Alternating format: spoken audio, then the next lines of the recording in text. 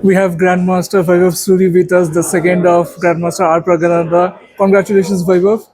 Thank you so much. It was a it was an exceptional victory. I think, particularly the last day, the tie breaks, extremely tense. I have to say, I wouldn't lie at all. But and thankfully, I had my so the ring over here, it monitors my heart rate. So I'm very curious to see where things were going. But extremely proud of Pragg for pulling this off, not only on the tie breaks, but the last two wins, which were phenomenal, I have to say, particularly the last round, beating Nodirbek, who is a very formidable opponent, and beating him with black on demand to tie for first, and also then like the tie breaks. So yeah, I have no words honestly for his fighting spirit, but like I'm very grateful to have played a small role and also see this unfold at such a close. So it's an exceptional experience, and I don't really have like the words to describe the entire thing, but I'm very grateful to have played a small role here. So, before the final round, what was your advice to Prague? Because, as you said, and we know that he was in a must win situation to force tie breaks. So, what did you tell him? Well, I think Pragg is um, very smart individual on his own. So, but in general, our match strategy was very simple. We wanted to try to keep chances where we can. We tried to shape our opening repertoire and directions accordingly. So we had some, I think, interesting ideas, but Nordirbeck came, I think, fairly well prepared. He made an inaccuracy somewhere at the start itself, and slowly you could see the position falling out of control. And Pragg, I think he won a really good game also. He played well, and towards the end, I think he spent 30-40 minutes where he found like the final continuation with Queen B1 Rook B4, which was like phenomenal. So um, yeah, I mean, to be frank, there were a lot of things that went Prague's way, so I won't deny that. But at this level, I think you have to position yourself to take every chance you get, and we are very glad to, take every gift that we can in this way. So yeah, and overall, I think Prague has an exceptionally strong will to fight for win. So does Nordirbeck. So there is a very strong clash here, and they are, I think, of similar age also, very similarly tied with respect to rating. They are fighting for GCT, for FIDE circuit points. So there is a lot at stake. So both of these are fighting very hard for a lot of things. So yeah, overall, I think things worked our way. And also in the last game he played against him in Romania, Similar. I think, Okay.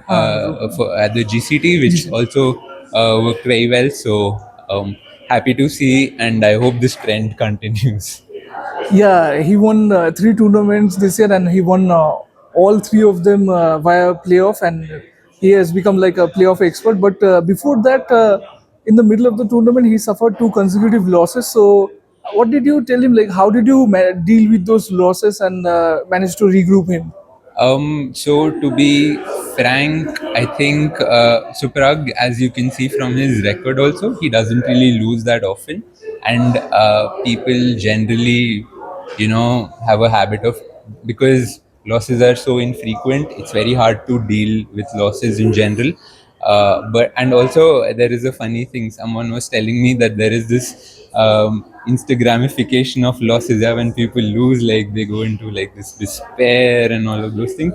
I mean, of course, that happens to everyone. But I think what separates most people and people who bounce back is this intense, like in his case, I think he very clearly understood like there's a lot at stake. Like you can, yes, for sure you feel bad, but you cannot let that sadness or like that bad feeling linger on. So it requires like a very quick turnaround time, and this is, I think, what separates like really strong players who are able to come back and We were actually discussing this tennis game match played between Sinner and Alcaraz. I think I'm not sure if I'm pronouncing their names correct or not, but the recent one, which went on for like, which was a phenomenal match. I don't know how closely people saw, but I think you take inspiration from every source you can, and you just like channelize everything you can to bounce back. And I think he managed to do that. The victory over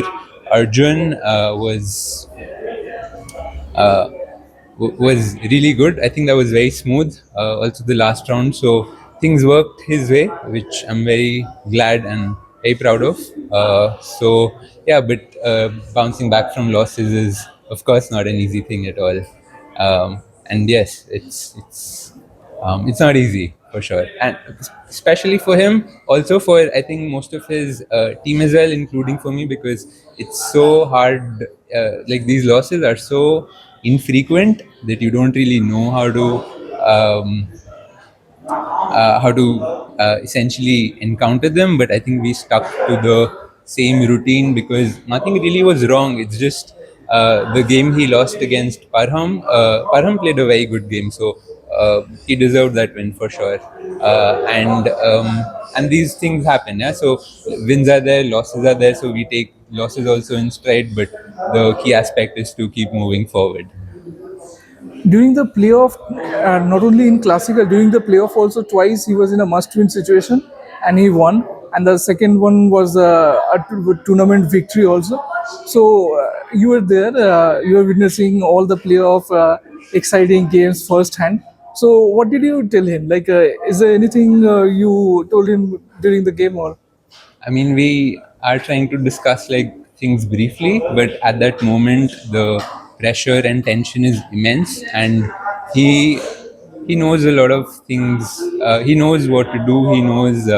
So my role is essentially to support him in few areas, and essentially just making sure he's in like good spirits. And the win he had with Sindarov here with the black pieces, where he played Scandinavian for the second consecutive time.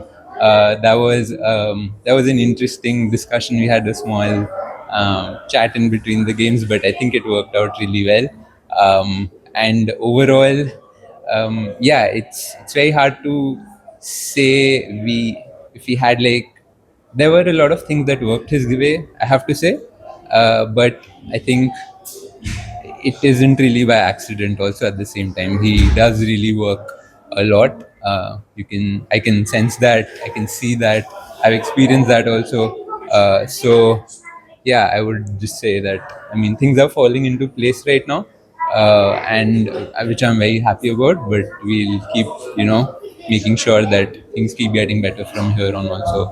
And yeah, we're just trying to put in as much effort as we can and as much care as we can to this whole learning and growing process, and we see where things fall. Pragg mentioned that he went with you to three places and he were two out of them. And if you would like to let us know that how did your partnership start? Like when did you start? I mean, I've known Pragg for a long time, so I wouldn't really go so far to say like when exactly we began working, but I think we have been seeing fruits of the past work, and moreover, I think last year was fairly challenging for Pragg, but I think that's the nature of the sport. Sometimes things go your way, sometimes they don't. But one of the key aspects, I think, of his work, of his nature, is that he takes feedback extremely well. He worked a lot last year to correct the things he thought the mistakes he was making. Like he really analyzed them well. This year, I think we have worked a lot in terms of we have done like a lot of small little experiments to see what is working, what is not working. And there is a very interesting angle, analytical and experimental angle to my work, which to be honest, I'm also trying to figure out how to best position myself to help Prague and also learn along the way, because there are so many things that are new that we have to uncover So the learning never really ends, and I think both of us are extremely aligned on this front. So and yeah, sometimes the experiments don't really go your way, and we take those losses also in stride. But the key aspect, I think, here is to keep moving forward in a way, and yeah. What's next for you? I am not so sure yet. I think Prague is going to GCT in Croatia. I will be going back home, and we will see what lies ahead. Thank you very much, Vaibhav, for your valuable time. I wish you all the best in your future endeavors. Thank you so much.